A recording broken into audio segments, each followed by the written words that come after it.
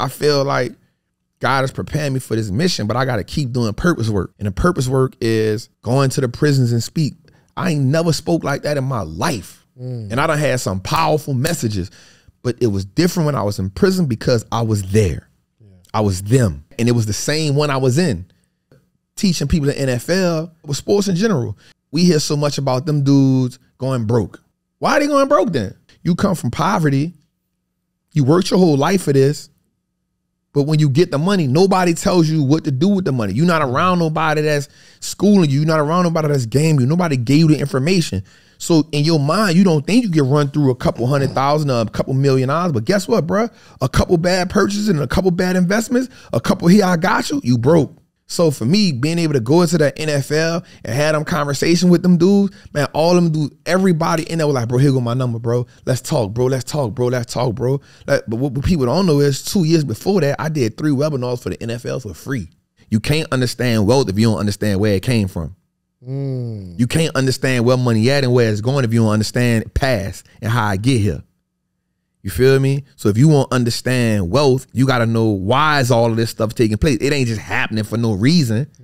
All right, welcome to another edition of the Social Proof Podcast. A very highly anticipated episode. I do want to say this publicly. The first time we did this, I was made a star. The first time, look, man, I was doing interviews and it was doing a little something. Big Trap came to the Social Proof Podcast, and I had just all types of traffic coming to the page. You know, that was at a time, though, where it wasn't a lot of this. It wasn't a lot of interviews. And Right. Like, how many interviews did you do before, like, mine and Earn Your Leisure? Not many. Yeah. Who was doing that? None. Yeah. I was Good Energy's first interview. Yep. I think him 500 ain't do that. Like, it was, we just at that time. So it's possible that we created this space. Not created, but Trendsetter. influence for sure. But now it's everywhere. And this is not an exclusive interview because you be on like Ellen and Tom Bilyeu and the Breakfast Club. This is my favorite. This is my favorite place to be. My brother, I appreciate it. This is my favorite place to be, man. I appreciate it. It's been a lot going on since last time we talked on the podcast. Yep. And it's been incredible. Hell of a journey, man. 2018. Yep. 2017. What were you doing? 17, I was doing ironwork. 2018. I just stepped off the job. 2019. All in on teaching financial literacy. You know what you made in 2019? Not a lot. I probably didn't make nothing. You made something. No, I was figuring it out. 2018 and 19, you're figuring it out? Still figuring it out. I just went on with a move. So I just was something though. Nah, bro. Well, it wasn't nothing. So like in 2019, I was doing, you could get on a call with me for $97, $197. You get on a 1 hour call with me and you get 3 ebooks. And every call probably lasted 2 hours and 45 minutes. For $197. I was doing like 8 of them a day. Dang. I was doing like 8 of them a day. That's when because in the beginning, I'm gonna just be honest, like I didn't see nobody like me teaching stocks. Yeah. Like it was just a bunch of pages with the content on the page. It was just a bunch of pages with, and I realized, because I used to DM them because I didn't know how to create content. So I was like, hey man, could you show me how to create this? How you create that post? Nobody would answer me. Nobody, they would see it, but nobody would answer me. So I said, all right, I see what they not doing. Nobody's showing their face. Nobody's showing their face. Nobody is talking about the stocks. Everybody just making the post. So I said, I know what I'm gonna do. I'm gonna just go live every day. And so shout out to my girl Super Cent. Shout out to Judy, because I saw them going live every day. Every day they would go live, and every day they would just be themselves. So I felt like I know the market. I know the game. Well, since nobody want to help me make the content, nobody don't want to give me the game, I'm gonna just do it. I'm gonna just do something they ain't doing. I was going live 2-3 times a day. I was going live 4 in the morning, 2 in the morning. I would let people see me researching stocks 1 o'clock in the morning. I would go live all during the day. Mind you, I had just walked off my job. So I was like, I ain't got nothing else to do. You know, real talk. But tell people I know what I'm doing. I would watch CNBC all day. I really feel like, if I'm being honest, I 100% increased CNBC's viewing. 100%. Because I would go live with my phone looking at CNBC, and I would be like, nope, this here. I would break it down like all day. So I would be going live all day because CNBC just gave me content all day. So because I didn't know how to create the content, I would go on CNBC, watch the live, and talk to them about what they doing, and then do Q&As. Yeah. You know what I'm saying? So I would do that every day. And this is 19. This is 2019. 2019. So, but I mean, so you weren't making money. It was just, I mean, because if you make $200 calls and if you do 5 a day, that's $1,000 a day, 5 days a week. I mean, that's yeah. $5,000. That's a 20 piece a month. But if it's consistent like that. It was. I'm not gonna lie. It was, but I was getting burnt out. Yeah. My brain, just imagine, you know, people, what happens is people everybody in the beginning, everybody has the same questions. Yeah. So I'm doing that at least 6 to 8 times a day, yo. And them calls is lasting 2 hours. Nobody's doing an hour call. So I'm frying my brain. And because I love it, I hang up the phone, I'll be like, damn. Got another one. I got another one. All right, bet. So, you know, I would do that, but people are being chastised by their bad financial behaviors. And so you want somebody to show you what to do. And so I saw nobody doing this. So I was like, man, I'm going to just kill it. Gotcha. I'm going to just keep doing it because my goal was to just teach people. And then the more I taught people, the more I realized. And then I had I met somebody, my guy, he was like, bro, you got to just create the course. Just write down the questions they're asking you and just create a course about it. You know what I'm saying? And so this was before everybody just had courses and stuff. Yeah. But still right now, no one uniquely has a course in stocks like none of the courses I have, because all of mine are fundamentally based, meaning how to research a stock, how to find out what a stock is, how do you find out if it's a good company, how do you know if it's a bad company, how do you understand what a CEO looks like, what is the price I should pay for a stock. Like nobody has that in their information because that's the dirty work. Yeah. You know what I'm saying? It sounds like a lot of but it ain't. But it ain't. It is, Trap. It ain't. And you know why That's you feel like that? No, it ain't. The problem is this, bro. Here's the issue. If you can put your money, once you figure out what a company is worth, that company can feed you for a lifetime now. So why you can't, and that's the same reason why people can't be successful in entrepreneurship. That's a lot of work. Do you want it to be easy? Because if you do, you could just go work for somebody and they can tell you what to do the rest of your life, and then you got it easy. This is why hard too. This is why the person who goes to work every day and clock in is the person who get taxed the most. Yeah, you know what? I'm paying myself W-2. Yep. And I'm getting taxed. You get taxed the most because America says that somebody is providing that for you. So because somebody is providing that for you, they get taxed at a different rate at which you get taxed in because of that. You pay yourself W-2? Can I? Do you? Yes. You do? Yes. So your taxes, you get taxed, right? Of course. Bro, and I think this is a scam. You might explain this to me. Why do I get taxed? Why do I have to pay tax to pay people?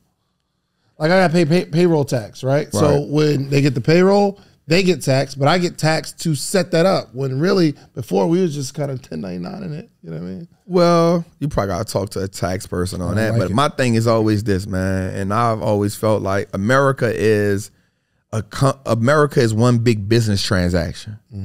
So if a nickel bag is sold in a park, they want in. Right. That's a fact. You feel me? That's making weed legal. You feel me? You know what I'm saying? If something gets sold, they want part of. Like, if we being honest, bro, like, that's why drugs are illegal.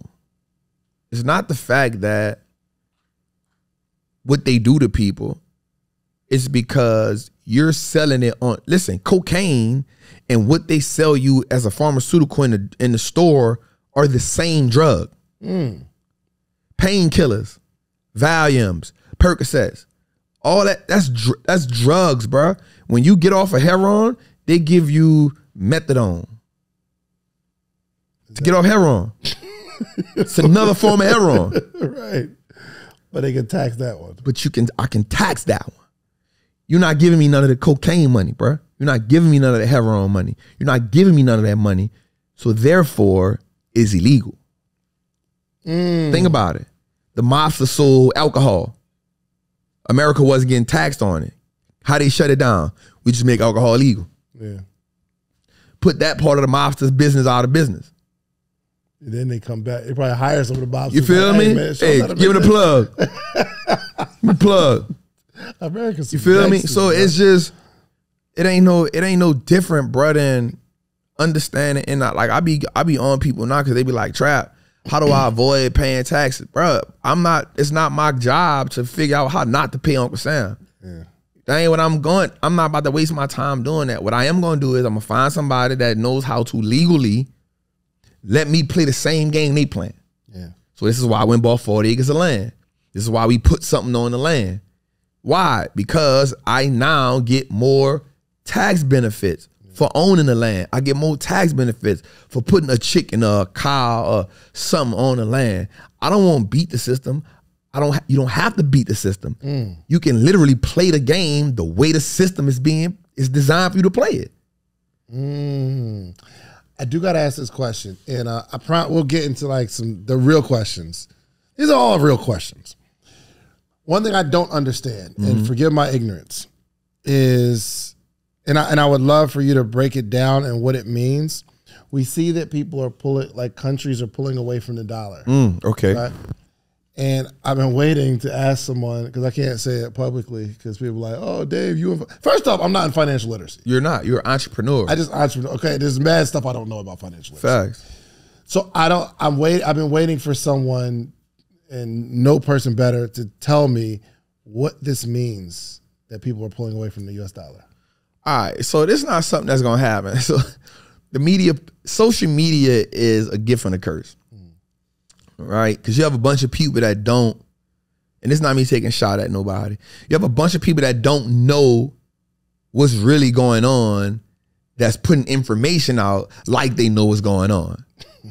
I ain't taking a shot, just not at someone specific. Yeah, and then you have a bunch of people who don't know what the hell is going on, and now that information scares the crap out of them because they're dealing with life. Right. They're like, yo, I got to get this job. I got to take care of these kids. Nobody got time to be worrying about the people moving off the dollar. I barely got money in the bank as it is. And now, what the hell? You feel what I'm saying? Right. What you mean? Right. Bruh. So what happens is this, man. This is realistically what is going on. So all what you call your people? Social proofers? Social proofers? My friends. I need to come up with a name. Are they social proofers? They're just friends. You got to give them a name. Their tribe. From now on, Wallstreet Trapper, declare everybody who is dedicated to the Social Proof Podcast Network, you are now a social proofer. Social proofer. I don't know if it rings. We're going to come up with a name, though. Hey, you're going to have a team meeting, y'all, about the name. Okay, start there. You come up with a good name. Yeah. All right. Yes. But let's get to it. Yes, for sure. So here we go. So, like, I have the Trappers. Yeah, that flows. That's lit. That's legit, bro. We trapping. I don't know if I want to be a proofer. You'll be okay being a proofer, guy? You don't want to be a proofer? You'll be a trapper, though. Oh, yeah. All right. So what happens is, in 1944, America became the world's first dominant currency. In 1944. 1944. What happened to make that happen? So the world needed one currency. So I always say this, America always had a big gun. And once they got a big gun, and then they had some paper, now you got a big gun and some paper. Right. You could big dog any situation. America has been built and predicated on big dogging their way through. You can't deny it. They big dog slaves. The big dog the Native Americans. They actually big dogged the British. They big dogged their way through that. You feel what I'm saying? Paul Revere, the redcoats are coming. The redcoats, America big dogged their way. They was like, yo, we can't fight them on the water, so they sucked the Britons in because the Britons had more boats than anybody. They sucked them in. They came on land, and America used the Native Americans to demolish them. Dang. This is how America come into power. America used the Native Americans to demolish because Americans didn't know how to navigate the land. Yeah. They were still figuring that out. So this is what George Washington became famous, because there was a written rule that, damn, we getting into gangster stuff right here. Talk to me. So there was this written rule in war where if you were like a captain or something and you rode on a horse and you couldn't be shot, it was a written rule. So if you could look at all the war movies from the back, the captains and the lieutenants would sit on a horse and they would send everybody in, and everybody would go in and fight, and then the captains wouldn't. Well, George Washington said, hell with that. The Native Americans, they got in the trees, and George Washington was like, yo, the ones on the horse, take them first. Whoa. Take them first. So now you got the Brits, they in the land with no captain, no head. They lost. Gangster. America like, got them, flood them. So now they in the land, they don't know how to get around. The big dog gone, slaughter time. Go look it up. Oh my God. Go look it up, bro. Why my teacher ain't never taught me that? Man, Your teacher taught you that? Nah, bro. Go look it up. It was a written rule. Like, it was like, there's like rules of engagement, rules of war. You can't kill the captain. Like, if he's sitting on a horse, he a big dog. You don't kill him. You know what I'm saying? America was like, man, you tripping. Man, we trying to get our freedom. We trying to back away from what y'all got going on. The redcoats, they ran the world. They had the most boats and everything. America said, bro, we can't fight them on the boats. We can't win that war. Bet, come to the land. Come to the land. So what made them go to the land? When you big dog, you cocky. So you can tell somebody, hey, we gonna fight. Well, what happened was, so this is why New York is so important. They was bombing New York. They was bombing New York. Bombing it. I'm talking about they was dominating. They boom, for like a year and a half. So they thought that they was weak, but George Washington had to move everybody inward, way inward, way inland. So now the bombs not hitting no more. So when they came on land, got you. They ain't nobody coming back. So you got to come on land at some point. So he lost a lot of men. And then what made it so gangster, bro, he did it with farmers. It wasn't no real soldiers. It was like farmers and people who own land. They was like, bro, we come here for freedom. We can't do that. So when you come on land, you got a whole bunch of people with pickaxes, and they got the Indians, the Native Americans, they got the guns. So they hitting them, pop, knocking them off the horse. Pop, pop, pop. Done. It's over with. Ambush. Done deal. Wow. That's how America took them down. Real talk. Wow. So that happened. So we get full. So again, the world, 1944, America becomes, before that, the dollar is an IOU, right? 1944, we signed what's called the Bretton Woods Agreement. So I'm lying. 1944, yeah, we signed a Bretton Woods Agreement saying that gold would be backed by the dollar. The dollar would be backed by gold. America becomes the dominant player in the world. So now the dollar is the most powerful currency. Now there's what's called foreign exchanges. I'm sorry, real quick. When we say, this is really like a history lesson for me. When they say a dollar is backed by gold, what does that mean exactly, and why did they do that? Meaning now the dollar has a hard asset behind it. Let me give you an example. So let's say, this is gonna be good. Let's say I go to jail and my people want to pay my bond. Well, they'll say the only way we can let him out is if you have collateral. What's the collateral? A house. So now my freedom is associated with the value of the house. Yes. You feel me? So the dollar now becomes associated with the value of the gold. You're listening to this podcast right now, but there are a bunch of people like you that will be listening to your podcast right now. The only reason you haven't launched your own podcast is because you didn't know how. You don't know the tools. You don't know what type of camera you need. You don't know what type of microphones you need. You haven't figured out how the heck does somebody monetize a podcast. You don't know how to get your videos to look crisp and clean like the ones that go viral every single day on your timeline. The only reason you haven't started your podcast is because no one sat down and taught you how to do it. Well, July 30th and 31st, we're doing just that, podcastsummit.com. The Podcast Summit is the premier podcasting event for all people who are wanting to start a podcast, people who have a podcast, or people that are already scaling their podcast and they're trying to take it to another level. Who's going to be there? Myself is going to be there. My co-host, Donnie Wiggins, will be there teaching business of podcasting. We have Earn Your Leisure, who started with cell phones at a kitchen table, now building an 8-figure empire. We got Angela Yee coming down from New York to teach the game. She is a legend in the industry. And we have many, many more speakers coming, okay? So listen, wherever you are in your journey, whether you haven't started yet and you just got an idea, or you're already getting some traction, 5-6 figures, but you're trying to take it to the next level, you need to be there. We got 3 different tracks for the beginner and the scaler. Go to podcastsummit.com, podcastsummit.com, and secure your seat right now. Got it. That gives it power. Got it. Without the value of the gold, is worthless. Right. Because now you can go trade this dollar in for some gold. So this is where we get in trouble at. So this is where stuff get real at. So now, fast forward, now the dollar in all the countries, so there's foreign banks around the world. Right, central banks around the world, foreign central banks around the world. So now they're all saying, yo, we agree that the dollar is the world currency. Okay. We agree to do business with this dollar. Because the dollar's backed. It's backed by gold. Yeah. We agree. Everybody agree? Right. Everybody agree. Plus they got big guns over there. And if I want to trade these dollars and I can get some lumps of gold, you feel me? I'll take it. It is. So now what happens is, during that same round of 70s, so Richard Nixon is in office, America is fighting inflation. Inflation is high. But then what happens is Japan, and I won't say, Japan introduces the Hyundai, the car, and Germany introduces the Volkswagen. Okay.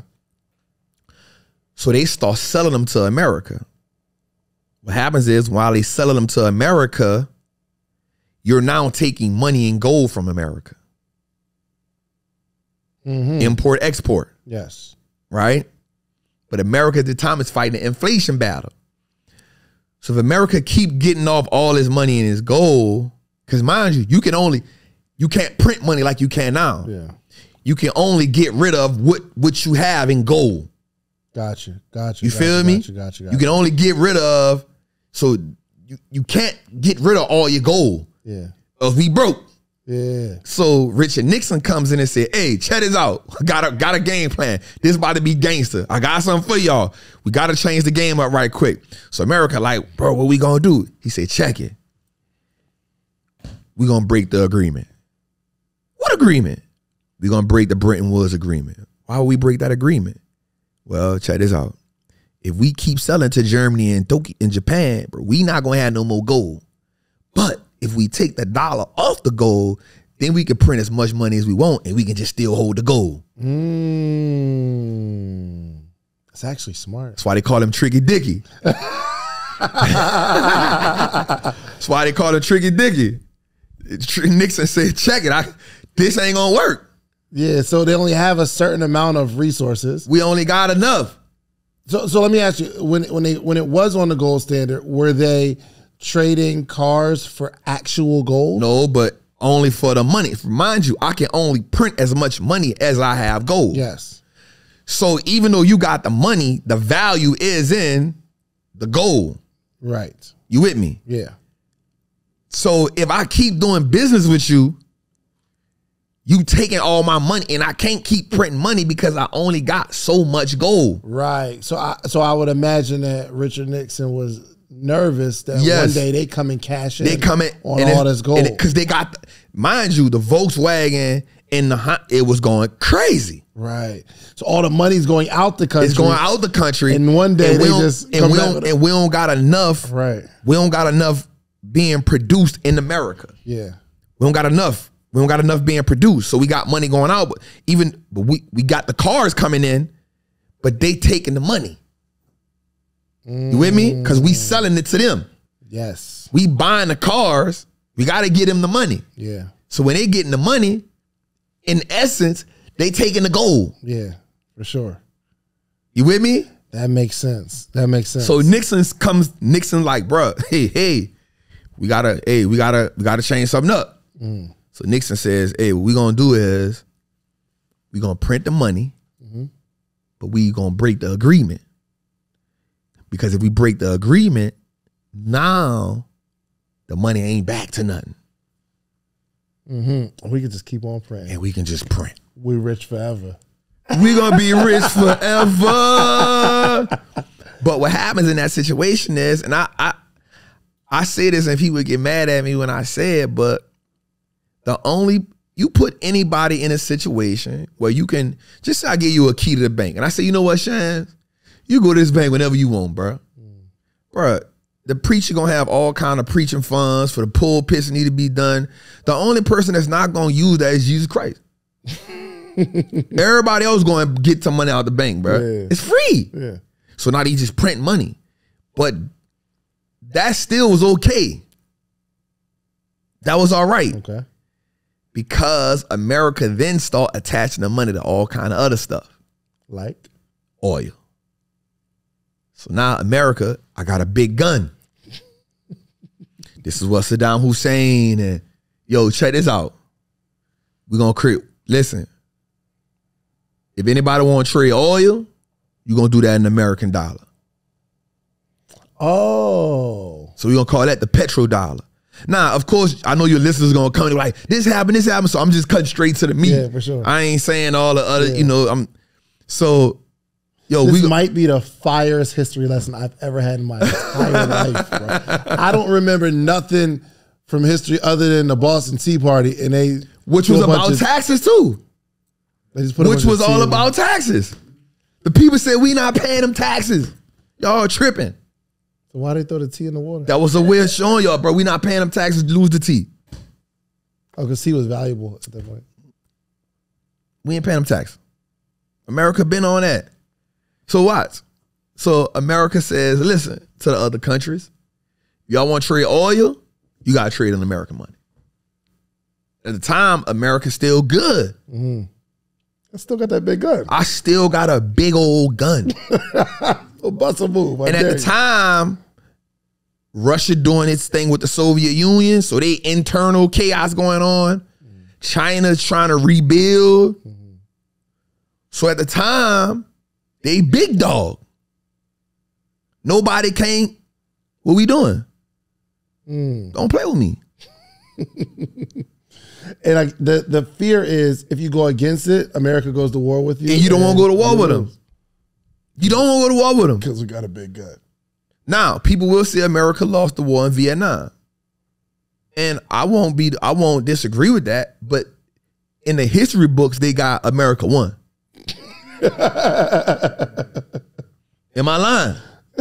I don't know. I don't. The Vietnamese people, Muhammad Ali was like, I ain't going to fight no Viet Cong. Ain't no Viet Cong didn't mean nothing. Yeah. But in the history books, America came out on top. You feel me? Okay. So what happens is now we not attached to gold, but now you got to buy oil in the US dollar, which now gives America even more power because not only is it the world reserve, we got it attached to oil, but also now we can put sanctions on other countries. So a sanction is like, let's say I say, Shans, you went to Korea and we don't agree with you going over there. We're going to put $100 million sanction on you. That a hit? No, what happens is you got to pay a tax now. It's a penalty. But now you got to pay the penalty in American dollars. No matter what your... Dang, bruh. What are we doing? I didn't know America. They gangsters, bro. Like people be thinking Americans be tripping over here. No, they put their footprint over the world, bro. They don't, bro. And so what happens is, bro, they been had stronghold for so long. This ain't the first time people been trying to get up from under that American dollar. Go ask Gaddafi what happened. What happened? They killed him. Real talk. Why? Because of Gaddafi. Now Gaddafi was smart, but there's a thing where overconfidence can be a bad thing. He had it set up. He had, first of all, Libya has been suffering since he passed away. Now America used Osama bin Laden. Our president Barack. America used Barack to do that, and that wasn't cool. I'm not gonna lie. They used Barack to pull that off, and I wasn't feeling that. They used a black man to kill a black man. Don't be doing that, bro. They set us up for the kill, bro. So Gaddafi says, first of all, he had free healthcare over there. His crime was low over there. And mind you, after they killed him, they enslaved his people. His people got enslaved. Y'all remember that? You remember seeing that? His people got enslaved. No, you don't, Zell. You don't remember that. You don't remember that? No, you don't remember that. He was nine. After they killed. This wasn't long ago when Barack was in office. He ain't that old. He don't. Damn. Well, who enslaved Gaddafi's? Gaddafi. His people got. That was bad. So what happens who enslaved? We'll get to that another time. Okay. So what happens was Gaddafi says, "Yo, check this out, y'all." So he go to the Muslim countries in the Middle East. He's like, "Check this out. We don't need America. That dollar is phony. It ain't backed by nothing. At the time, they $24 trillion in the hole. We got gold, but we got oil. Let's all come together as Muslim states and trade oil in what's called the dinar. We'll kick America off the throne." In 30 days, he was dead. 30 days. Out of here. Execution style. What? Because that would have replaced the dollar. Oh, wow. This is like a movie, bro. This is crazy. They cut him. You out of here, bro. Bro, but what happened was he ain't had enough support. It was too early. Sometimes you got to let the plan simmer. Yeah. You got to make sure you in my corner, though. Yeah. Because they coming. You can't take the big dog off the top without wall. And they got a big gun. The gun big. The gun big. Right. People be playing, bro. The gun is big, bro. I'm telling you. So China got a big gun too. Yeah. But China still, they like, all right, bro, like, we can't take them by ourselves. So people always say, America and China, we don't like each other? We never liked each other. We hate each other. Oh, I remember, the one dude, what was my man's name? Or was that China and Korea? No, that was China.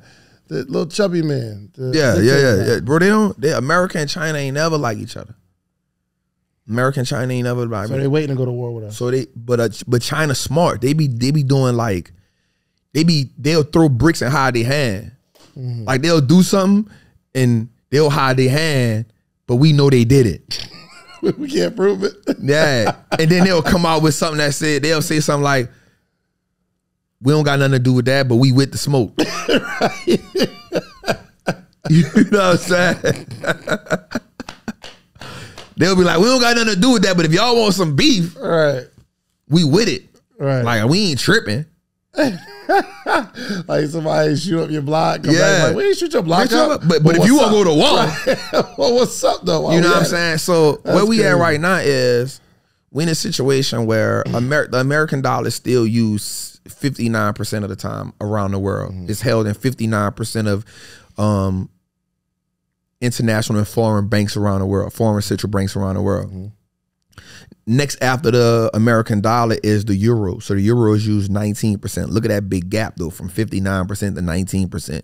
Then after the euro, it is the the yen, which is Japan. It's at 8%, and then it's the sterling at 6%, and then it's the yuan, which is the Chinese dollar, at 2.8%. So those are the dollars. So here's what I keep telling people right here.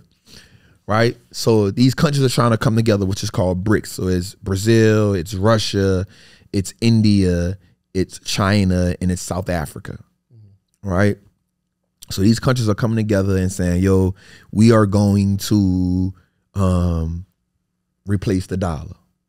All right, but check this out. You can only have one reserve currency. It can't be a collection of countries. Right. Because everybody is different. Everybody's dollar is different. Sure. Right?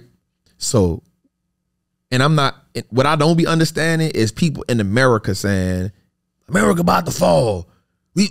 I'm not saying America, we have a traumatic relationship with America. But where else you gonna go live at, fam? Where you gonna go? People don't want you in none of them other countries, fam. Yeah. Where you gonna live at? So you won't see America fall so bad, but where you going? Yeah, it wouldn't be a good. Where you going? You feel me? I'm not being. So people gonna be. I can't wait to see the comments. All right. Where you going? Right. You feel me? We don't. Capitalism is such an. America is a mixture of capitalism and socialism. Without getting into the nuances of it, but capitalism says that you can be broke and you come here and you can be a millionaire. You can't do that in a lot of countries. Yeah, for sure. Wait, you barely making it here. Where you gonna go? China got dictatorship. You can't just start no business. Yeah, it got to be how we see fit. Yeah. Where you going? Question for you, where would you go? If I had to go somewhere? If you had to go somewhere, where would you go? I don't know. I never put no thought into it. I mean, let's just. Maybe Turkey. Okay, I'm going with you. I'd probably go to Turkey. Just know, if anything ever happened, I'm going. I heard Turkey is cool. I got my new answer. So if anybody ever say, yo, if America had work, I'm going to Turkey. Yeah, go to Turkey. Why? Quality of living is better. The quality of living is better. It's a healthier place. I haven't got into the economics of it yet, but just the quality of living, the things that's going on over there is peaceful. Yeah, it's peaceful. I would not go to Dubai. No, I see a lot of people trying. They Dubai move. That ain't gonna work. I would not go to Dubai. It's too expensive. Yeah, too expensive. There's not even freedom of religion over there. No, you gonna be Islamic. Which I study Islam. I don't. Right. Saudi Arabia. I would go to Saudi Arabia. But is that there's no freedom of religion there either, though? But I'm Islamic, so that don't bother me. Right. But you could. I study. No, but listen to me, bro. So I study Islam, bro. But Islam is an amazing way of life, bro. Right. It's not what people think it is, man. Right. It's not what people think it is, man. Like, it actually helps you be a better man or woman, bro. It put principles and values on you. I'd imagine. You know what I'm saying? Like, one of the biggest issues that we have in America is, bro, nobody ain't got no principles or values. Yeah, that's a fact. Everybody's just living a life how they want to live their life. They's doing whatever you want to do. That's a fact. And there's no justification behind it. There's no consequences behind it the way it's supposed to be. So you start to understand, like, women are supposed to conduct themselves a certain way. Like, you get a husband not by showing how fat your ass is. You get a husband by all you be seeing is your eyes and your top of your face and your head. So you get a man who's gonna appreciate you for the woman that you are. You know what I'm saying? He don't even get to fall in love with the titties and the ass and the hips and the toes and all. He get to look at your face and get to fall in love with your spirituality and your intellect. Yeah. What's wrong with that? Lit. That's lit. You feel me? What's wrong with that? As a man, like, bro, if you marry, I can't look at your wife a certain way. Yeah. I can't look at your wife with lust in my eyes. We're not doing that. Right. That's, you know what I'm saying? So, I mean, it can be extreme in certain ways, but bro, at the core of it is straight, bro. Respect me, respect my wife, respect my kid, respect, you know what I'm saying? Like, believe in God, whatever you believe in, just believe in a higher power. It's just Allah. Gotcha. Pray more, connect to God more. You know what I'm saying? Like, if you doing good, give. What's wrong with that? I don't see nothing wrong with that. So, and Saudi Arabia is, but still, even if a country dictates what God you believe in. They don't dictate God. No. God is God. But you can't practice the way like a Buddhist can't go over there and be like, yo, Buddha, that's what I'm into. Why wouldn't you? That's just not you just ain't gonna fall under the laws of Islam. No, but what I'm saying is there are like certain countries, like specifically, I think it's Dubai. Yeah, like Dubai. So you have to like. It's not like against the law, bro. But it's a dominant religion. No, but some countries it's against. Well, some countries could be against the law, but I know it's not like that there. No, it's the dominant religion. There's still Christians there. Gotcha. It's dominant religion just means that more people there are into that way of life. Gotcha. Okay. You know what I'm saying? But we go back to the dollar. That was a really good. You like that? That was a good little segue that we had in there, though. That was a good segue? Yo, you know what? I really thought we were going to talk about something way different. That's what I like about you, bro. You know why? Because I told somebody this. So I was telling Nat this. I said, you cannot be a great podcaster or interviewer if you're basing the questions off of what you've put together, because you're trying to dictate the conversation in a flow that it shouldn't be. That's a fact. I told her this. I said, if you watch Shan's and you watch Oprah and you watch these great interviewers, they may start off with a question, but they let the conversation take a body of its own. And because you're so good at being a conversationalist, you know how to make the conversation flow. Yeah. The conversation isn't about David Shands trying to outshine Wallstreet Trapper. It's about David Shands putting Wallstreet Trapper in the right position to give his audience context and value. That's what a great podcaster, a great interviewer is supposed to do. Yeah. You don't give me 10 premeditated questions that you got, because you boxing the conversation in. That's a fact. You let the person flow. Yeah. And if they get off, then let's bring it back. Come on, man, stop teaching podcasting. That's my bad. Anyway, okay. No.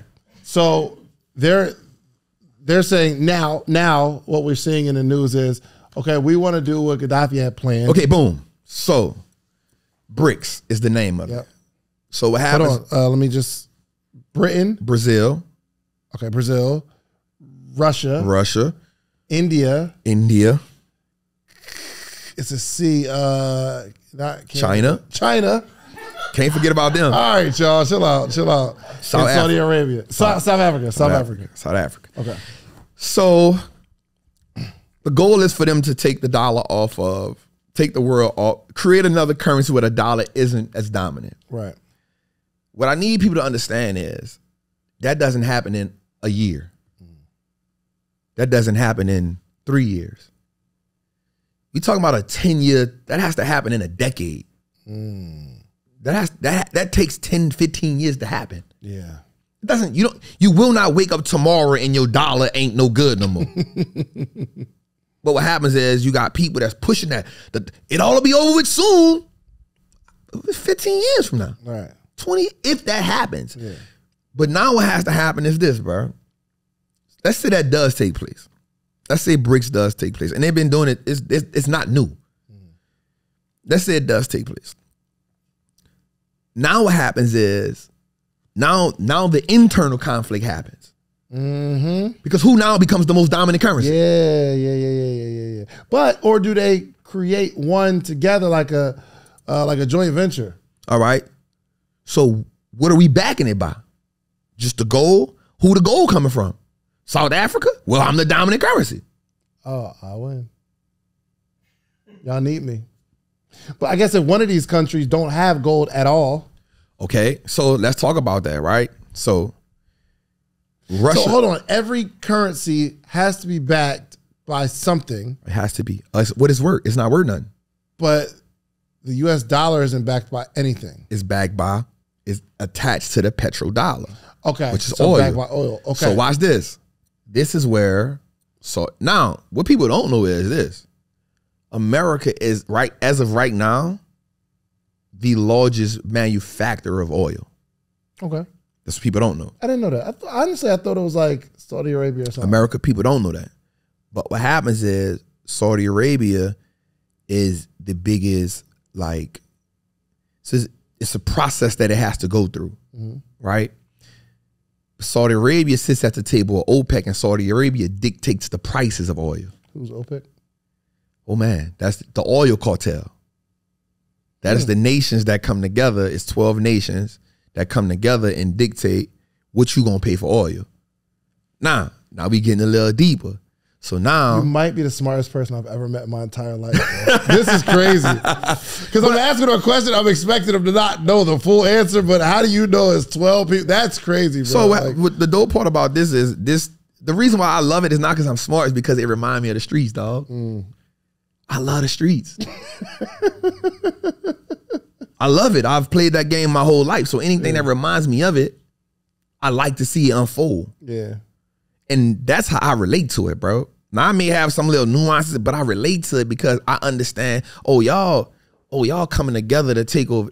Oh, y'all about to set the price over here. So watch this though. Watch this. Let me give a shameless plug right quick. Awesome. This is why everybody need to tap into Trapping Tuesdays every Tuesday, 7 o'clock p.m. Eastern on the Wall Street Looks Like Us Now network. Every week we give a history lesson so you can understand money. The way to understand money, shout out to Myron Goldman, you can't understand wealth if you don't understand where it came from. You can't understand where money at and where it's going if you don't understand past and how I get here. You feel me? So if you want to understand wealth, you got to know why is all of this stuff taking place. It ain't just happening for no reason. You know what I'm saying? And it's deeper than what you see on social media. So for me, because I've always loved war and politics, because war and politics is what run the streets, it's easy for me to tap into. I'm probably the only person in school I paid attention in civics class. Because it reminded me of, that's why they make laws for this. They make, this political laws, this is global laws, because you understand like terrorists. I'm gonna get to it. So terrorists are, if you bring in oil over here, I'm gonna put a tax on it for you to hustle over here. Well, in the streets, that's you paying draft, right? So Shans, you wanna come hustle in my hood? I bet you gotta pay me taxes, draft, for you to hustle over here. If you don't want to pay me draft, you can't hustle over here. So you might be like, Trap, I ain't paying you no draft. Boom, let's go to war then. I take over the whole block if I kill all y'all. Right. That's a fact. It's my block now. Right. Ain't nobody paying terror. Matter of fact, now you gonna pay me. You hustle over here, now you pay me. That's how the world operates, bro. Bro, the streets are a mini version of what's going on in the world. Unbelievable. I promise you. All right, so tariffs. OPEC. So watch this for Saudi Arabia. This is why. So I told people on Trapping Tuesday, I said, Saudi Arabia is the most important piece of this puzzle. Here's why. So Saudi Arabia controls the oil that's in. They control it. They the big dog.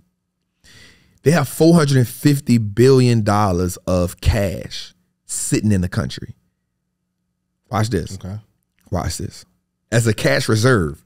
Like as a bank account, the country has $450 billion in cash. You feel me? Yes. So watch this. Saudi Arabia says, we want to build a new high-tech city. You saw it. It's going to span 5 football fields. It's going to be a wall. It's going to be a high-tech city. You saw it on Instagram. It's going to be a line. Gonna span 5 football fields.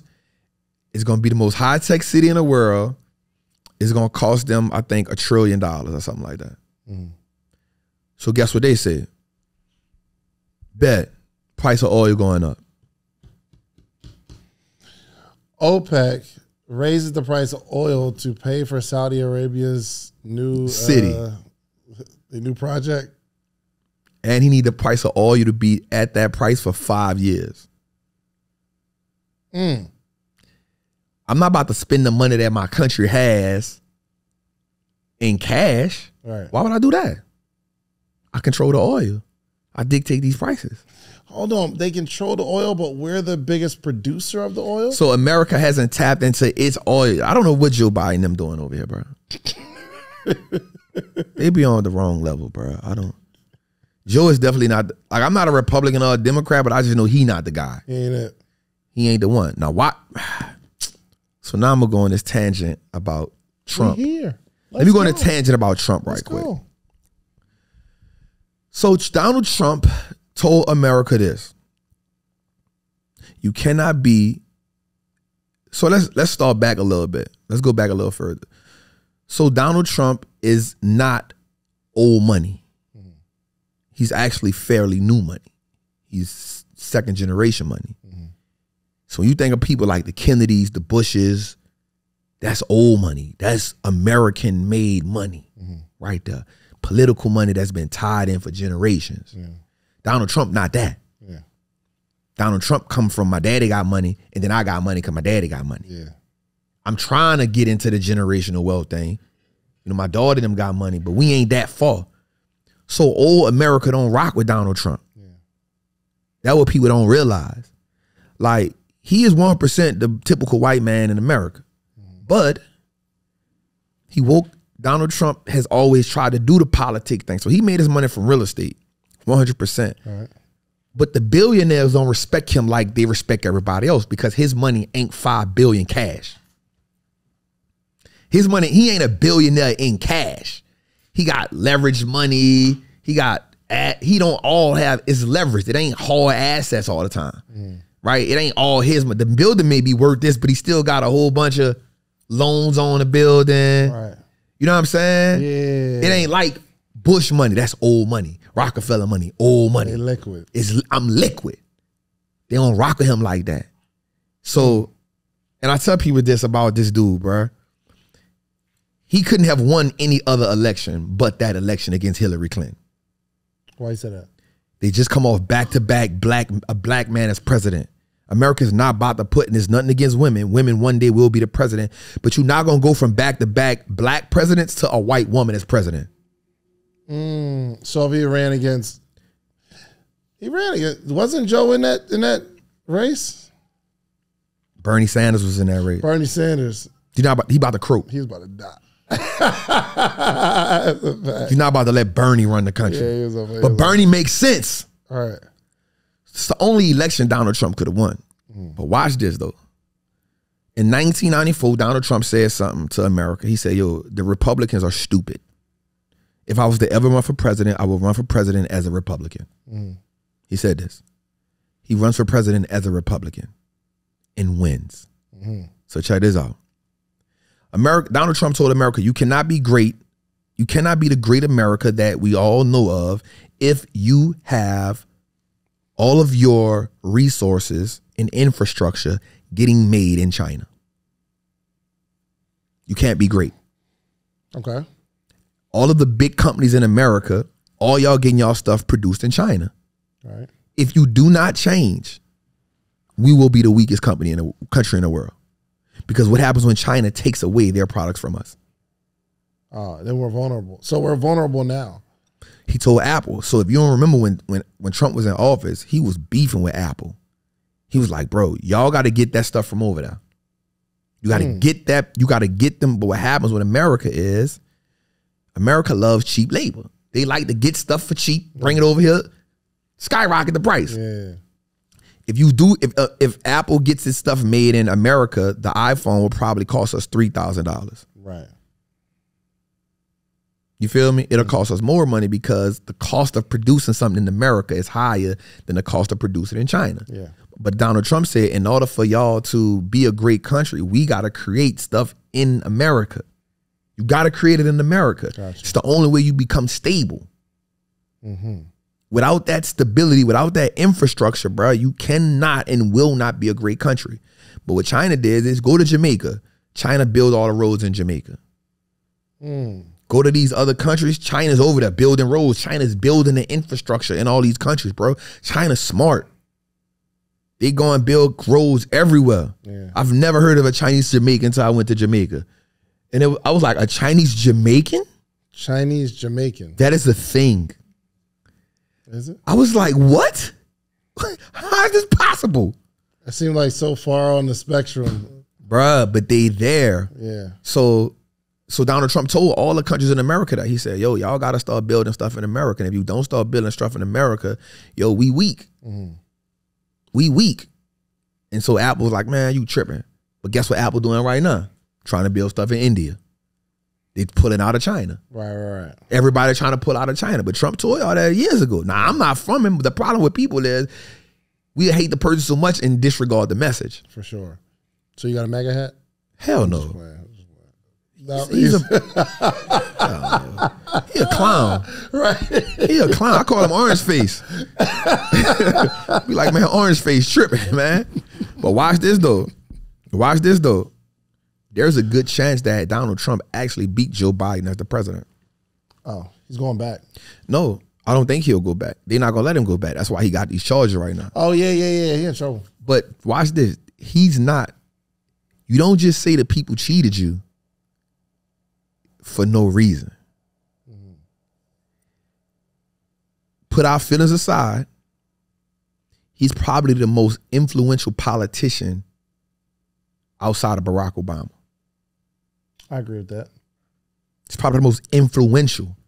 But there's no, bro, we wouldn't have ran on the White House if Barack would have told us. Nah, B. OB. You bugging, my boy. We ain't gonna run up on that thing, partner. Right. We out here. We niggas. You tripping. That's crazy. You tripping. Oh my gosh. Okay, so one, it's not a big deal that we're off the dollar. We not off it though. We're not off the dollar, but it's not as big a deal. It's not going to affect us now. It's not going to affect us now, but we're not off it, and it takes time. But here's the thing, too, though. You got to be willing to go to war with America. Yeah. Because America not going to just let you take the number. What, they going to just lay down? Are we still strong?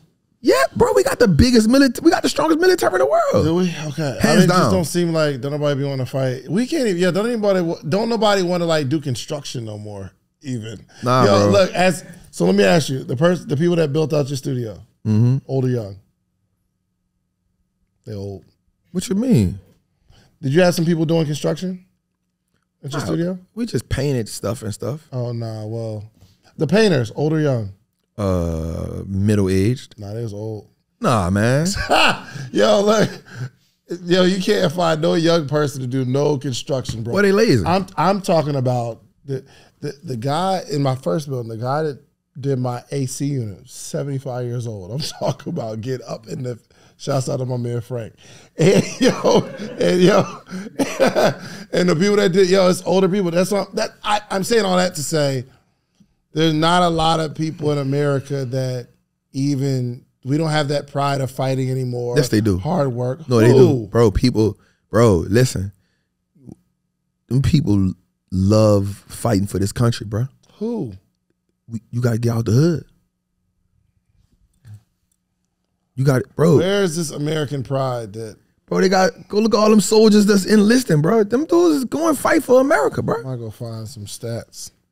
Yo, Zell, can we bring the mic down a little bit? Them dudes is fighting for America, man. People are fighting for America. People love this country, man.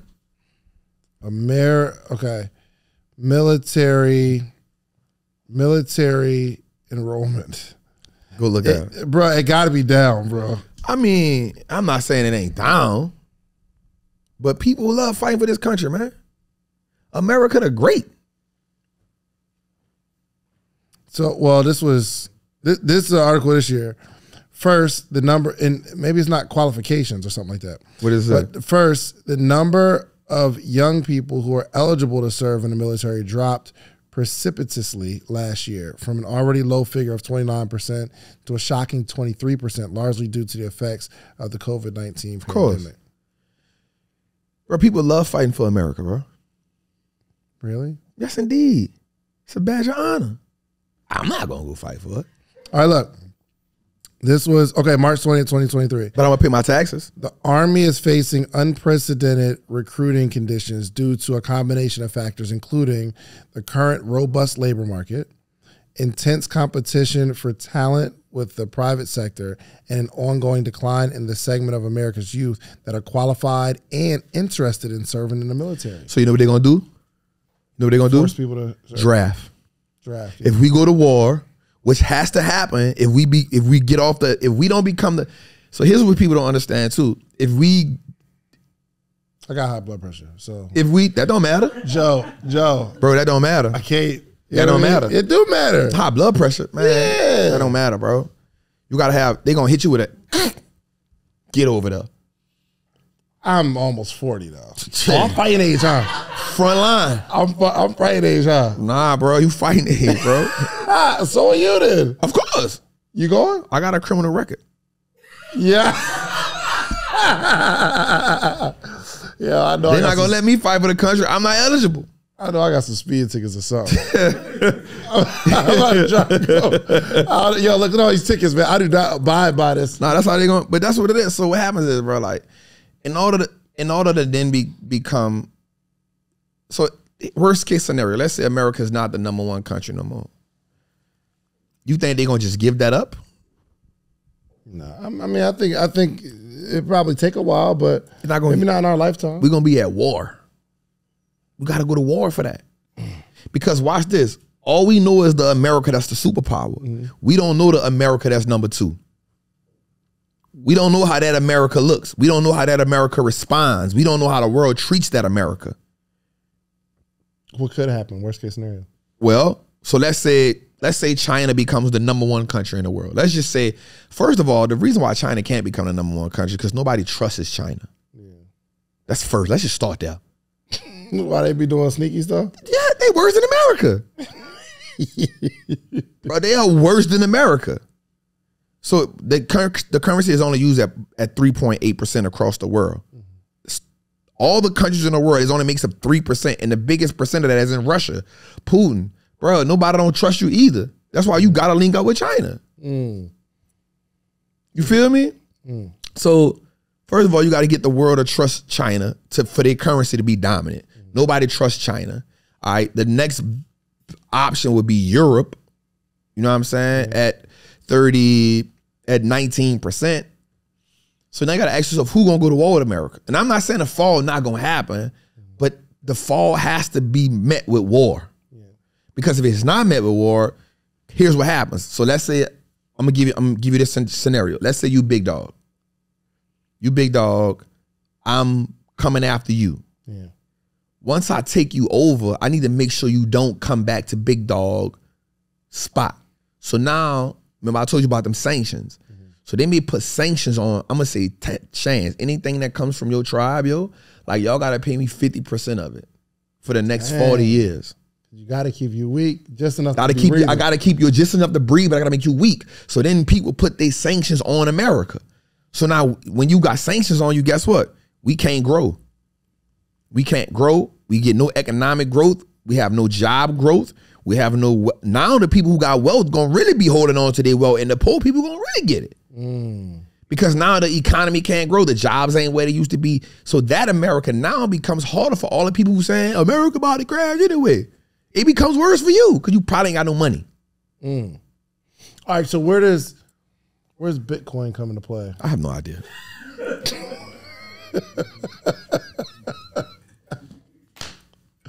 Do you believe that is like an answer to a problem? I don't, man. I think it's an asset class that should be invested in. But so let me ask you a question. So I know all the Bitcoin people gonna get at me right now, right? Even though I have money invested in Bitcoin, a lot, like 100. It is still, and I could be wrong, but it's still attached to the dollar. What do you trade your Bitcoin for? Other Bitcoin. Other coins. Where's the value at? Where's the value at? If you trade a Bitcoin for another Bitcoin, if you sell a Bitcoin for something else, what is it? What is the value in exchange for what? Grass? Oatmeal? Rubber? The value is the what? The dollar. Which ain't backed by nothing. I'm just saying, so I know I can't wait to see the comments, but I want, what is it? What is the stored value? It don't have none. So the Bitcoin goes up and down based on what you're willing to pay me for it. Right. That's what it goes up and down on. Based on what someone is, when nobody won't buy it, goes down. Somebody won't buy it, goes up. Stocks are based on value of a business. Right. What is the Bitcoin based on? I own it though. So I'm not talking down on it, but it's based on the dollar. Yeah. It's based on the dollar. Dang. We learned about money today, y'all. We learning about money today, man. Golly. How we feeling? Huh? How we feeling? I feel enlightened. Okay. And I feel I want to learn more about money. And then like I want to go down a rabbit hole of like credit and where people get all this money from. Why is it? Would you give somebody that only pay back like half of the people let them borrow some money? No.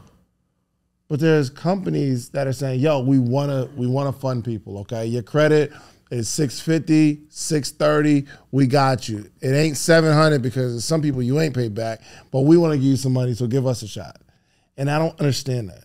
Well, you got to realize it's the American way to loan money, because America is what, $31 trillion in the hole. But what people do, they still loan money. They still print money. Think about this: America, $31 trillion in the hole. They have a deficit, a U.S. deficit of, in 10 years they have to pay $800 billion. This year they're struggling to pay $80 billion. But guess what we did? Sent Ukraine $86 billion. Say it one more time, Trap. Say it one more time so I understand it. I need to digest this because it sounds stupid. It is. It is. It's 100% is, bruh. It is. All right, say it again. Explain. All right, so we have what's called a debt ceiling. So America can only borrow so much money over a certain amount of time, and they have to pay the interest back on that money. They have to pay some of that money back. So America has to pay $800 billion in the next 10 years. $800 billion in the next 10 years to who? The creditors. Okay. Who are the creditors? Everybody. Back to creditors from America or people? So it's everywhere. So America creditor goes to, so China has credit, but mostly it's America. So our biggest debt is to ourselves, which comes in the form of Social Security, Medicaid, Medicare. So we are in debt to our people. Yes. Now, watch this. They're going to cut that. And then just say one day, hey, we ain't paying y'all. 100%. Because American people have, we make up 33% of the debt. Oh yeah, we gotta hold that L. You want to live here? So what happens is they're gonna cut Medicaid. They already talking about it. They already talking about cutting Medicaid. They're talking about cutting Social Security. They're talking about cutting Medicare already. They have to, because if they cut that, that brings the debt down, and then the rest of it is Japan and China. So I think Japan owes China has, like, they buy bonds from America. So America sells bonds. So it's simply me saying, Shans, I want to build a studio. I don't got the money, but I'm going to write an IOU. I'm going to write this bond. So Shans, you give me, let's say I have 10 bonds for $1,000 a piece. So that's $10,000 in bonds. So each bond costs $1,000. So you said, I say, Shans, I need $10,000. I'm going to give you this bond. So you said, look, I'm going to sell you this bond. You give me $1,000. That's $5,000 because you buy 5. I'm gonna give you 5% on each bond every year, and then on the third year, I'm gonna give you your money back. Right. That's a bond. So you give me $5,000. We'll just say 10% to make people know what it is. You give me $5,000. That means every year I'll give you $500. Yeah. That's 10% altogether, right? I'll give you $500, and then on the third year I'll give you the $5,000 back. Yeah. That's bonds. Yeah. That's how bonds work. So America gives those bonds out. So China owns $858 billion. Golly. Tokyo owns, I want to say, 600 and something billion, and then banks and stuff in America own the rest. Right? So America just prints out money. And then our Federal Reserve, so that's what people don't know as well. The Federal Reserve isn't a part of the American government. It's an individual entity that lives in America. So the 6 families who created America, the JP Morgans, the Citibanks, those people's, so this is game right here. You should read this book called The Jekyll The Creature from Jekyll Island. I keep telling people to read this book. Creature from Jekyll It Island. is one of the most fascinating books in the world. Let me write it down. Hold on. So what is it called? What's it about? It talks about the Federal Reserve that came into fruition in 1914. The Creature from Jekyll Island. It's a big book. It's bigger than the Bible.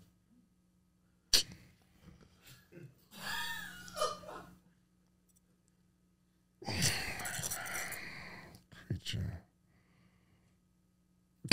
Yo, bro, you read the whole thing? Of course. Of course. Of course. Over a 1 year time span. Okay. You need a book, bro. That's how I know so much. So the 6 families that created America. Probably not the books you read, though.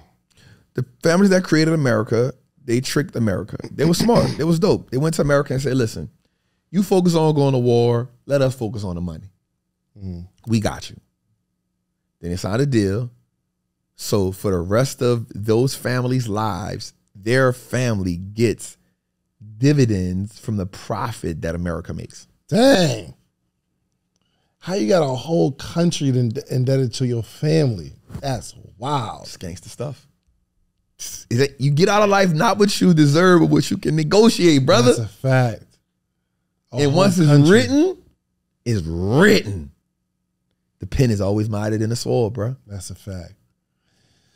Goodness gracious. Hey, all right, and I know I probably used up my my trap time, so maybe in a few months we could actually, because I want to know how it's been like going to the Breakfast Club twice and putting up numbers and all the pressure, because you went from 2017 working a job, 2018 you leave, probably struggling. 2019 I would imagine your first 6, or not first, but a couple 100,000 maybe year.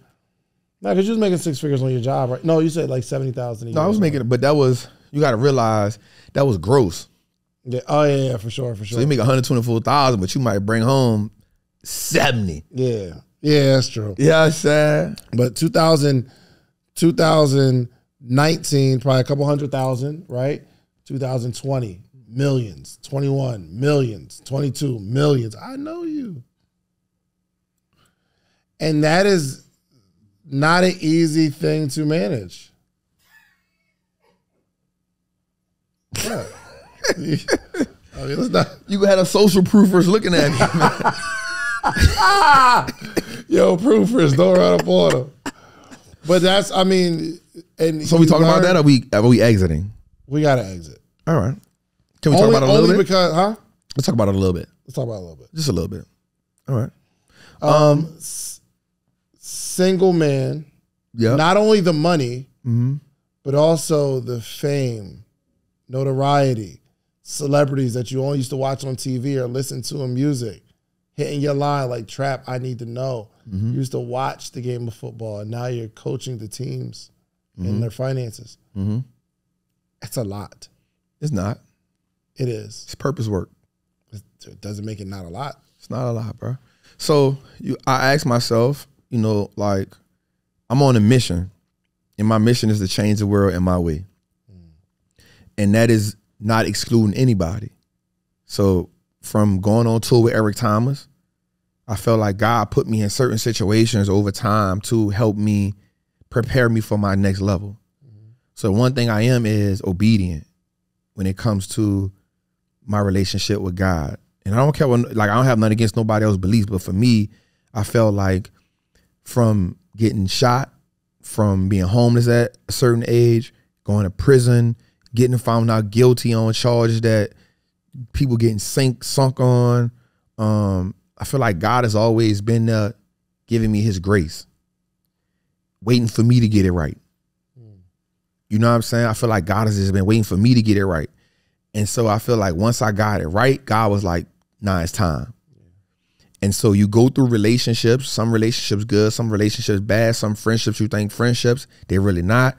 But they all are necessary to get you where you got to go, which is why you asked me earlier, bro, how you feel? I say, bro, I feel good. I feel amazing, because I never look at a friendship that didn't last like a friendship that went against me. I learned something from it. It was good for that part of my journey. Any business deals I've done that didn't go right, I don't get mad about them because it was good for me for that part of my journey. And now I know how to do the next one right. And so I feel like everything I've been through is preparing me for something that's so big. Bro, I'm gonna tell y'all something. I just said this to my people. I like everybody who I looked up to and admired, they all in my phone now. Except for one person, TD Jakes. And he just started following me on Instagram. Come on, man. You feel me? Like everybody from Eric Thomas, even you, bro. I told you when I said, bro, I was reading your book 2 years before I knew everything about you. You my bro now. I'm like, bro, you went to the gas station. You ain't know where to go between the gas station and turn around. I told you, I had the book. I bought it twice. Mike Rashid, that's my guy. You know what I'm saying? So Inky Johnson, that's my guy. You know what I'm saying? People that I really looked up to and admired in my dark ages, in my dark times, bro, they in my phone now. Charlemagne, bro, that's my, what's up, bro? You know what I'm saying? So I feel like God is preparing me for this mission, but I got to keep doing purpose work.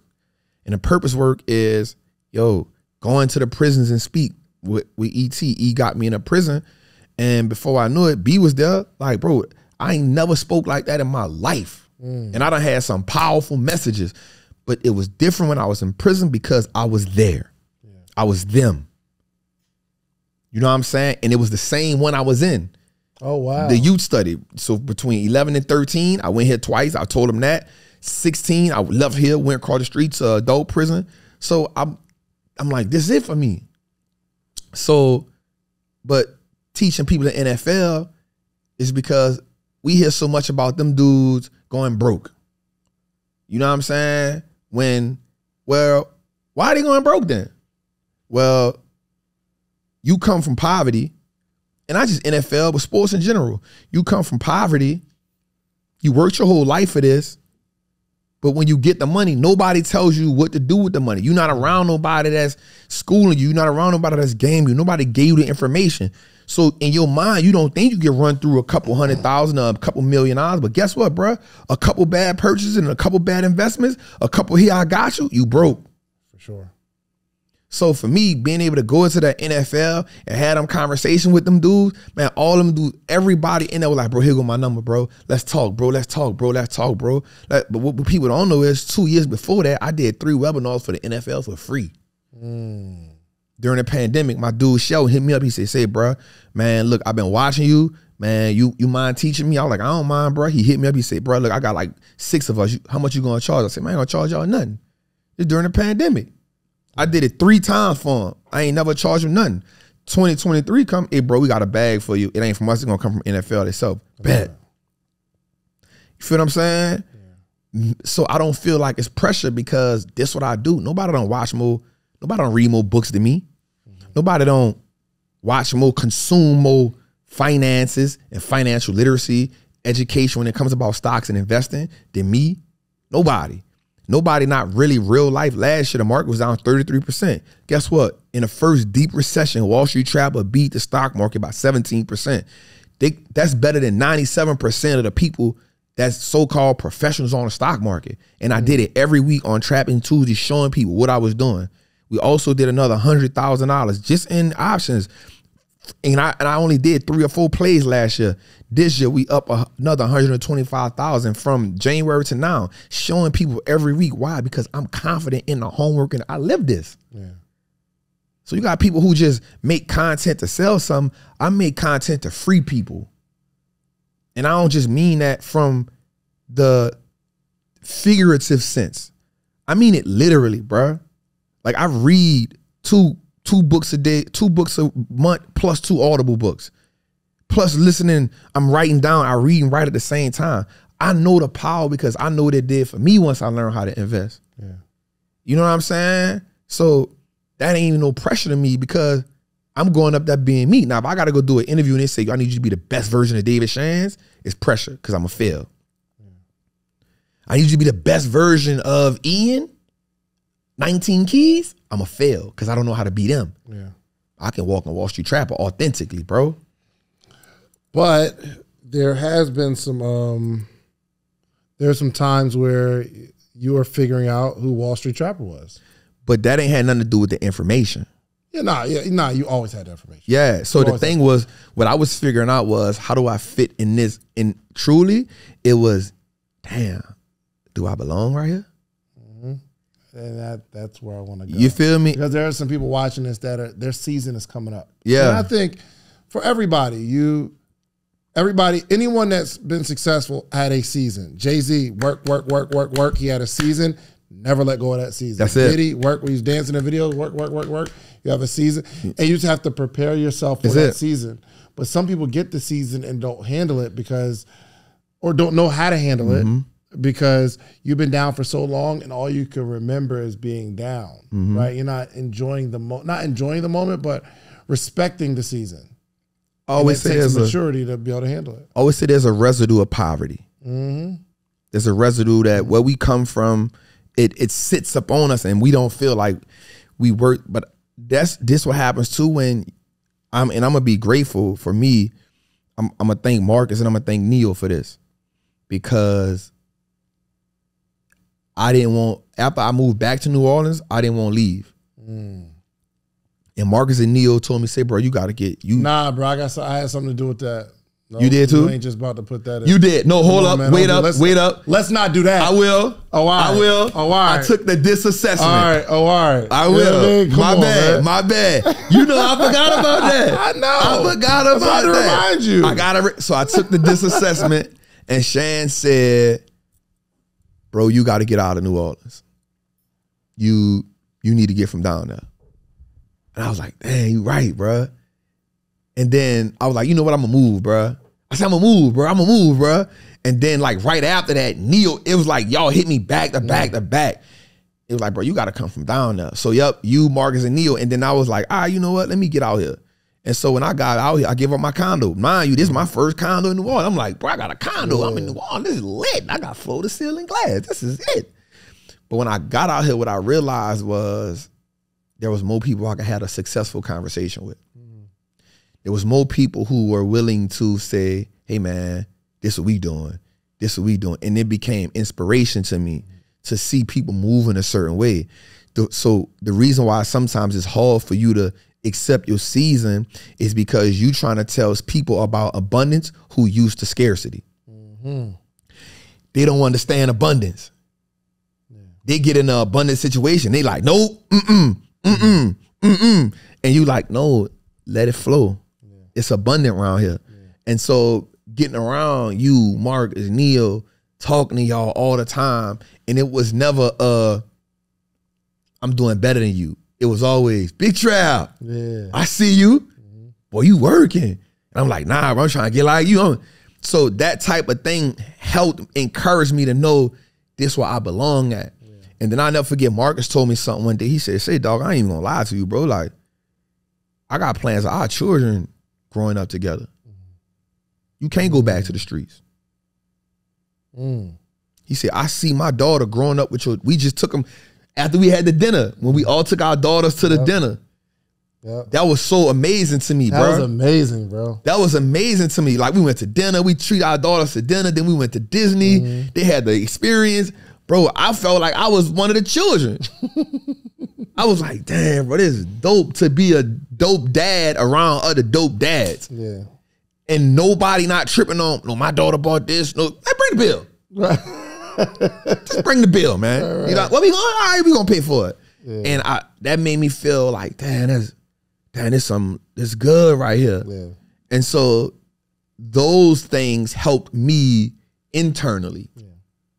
Externally, I'm like, bro, I kept it on my shoulder, like, I'm from the streets, man. But when I would go do Ellen, I'm doing something like that, it was those moments that kept me from being like, nah, it's like, yo, I belong here. So Marcus always tell me, bro, when I see you pull your leg, I know you about to give him some stuff they ain't never heard of. He like, when I see this trap right here, I know all the books coming out you. Yes.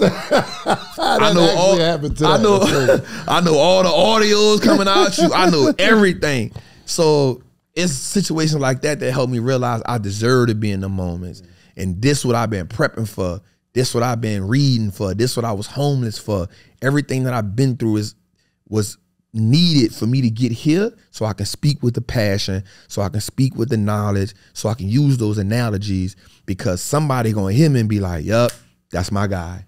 Yeah. So it's easy for me to deal with, bro. I'm not even lying. Y'all had a hand in that. Man, listen, even in the stuff that you were saying, I had to, only because I got a meeting in 4 minutes, but I had to reserve all of my questions because there's a lot. There's a lot to it. Even at the point where people are making all this money, I remember like certain conversations with you like, bro, I find myself not having enough when I got way more than enough, only because other people are setting a higher bar. And I remember you like, yo, I gotta stop talking to y'all dudes. Yeah, facts. And I saw it. I got a chance to see that trap. Like, hold on. I feel like I don't like what's happening here. Yeah. Okay, I'm chasing something else right now. Yeah. So that's why, again, I just got a meeting in 3 minutes. Ooh, that would have been good too. Yo, listen, that was actually my hook in making sure Trap come back. You know what you said? Toe tap? That's what I'm talking about. So when we get you back in the hot seat. Facts. You coming back, right? Nah, this is my home. Yeah, it is. That's a fact. That's a fact. Listen, Social proofers. Trap, close us out, man. Give us a message. Tell us to do something. We need some marching orders. My main goal that I would say everybody is if you allow them to feed you, you get them permission to starve you. Facts. Don't let nobody starve you. Social proofers, don't let nobody starve you. I'm gonna have a name by the time you get back. Andrew, they got Creatures of Jekyll Island on audio. Yep. I'm gonna read that. I'm gonna audio it. I come back when you finish that. Say less. Hey man, make sure you on Wall Street Looks Like Us Now Network on YouTube every single Tuesday, Trapping Tuesdays. Make sure you download the audio, man. This brother is prolific, as you saw. Literally, I was in school for at least 12 years, 2 years in college. I never heard none of that. None of that, bro. And the way he painted the picture was like a movie. Yeah, I saw K back there like, I heard that like. Facts. We got to get some popcorn next time, Trapper. But thank you so much, brother, man. Yeah, Listen, brother. make sure y'all follow my brother Wallstreet Trapper and all he's doing, okay? Follow his greatness, but also go get you some social proof, meaning go build something. But it is your obligation, it is your duty to come back to your community and teach your community how you did what you did, all right? We are out of here. Peace. Good job, bro. Man, if you like the video that you just watched, click this one. You're going to like this one, maybe even more. Click it right now. Every one of us is positioned on this board, right? It's just like a chess game, right? Some have more power than others, right? But the dope part about the chess game is if you can get the pawn to the other side, you can make it whatever you want. That's a fact.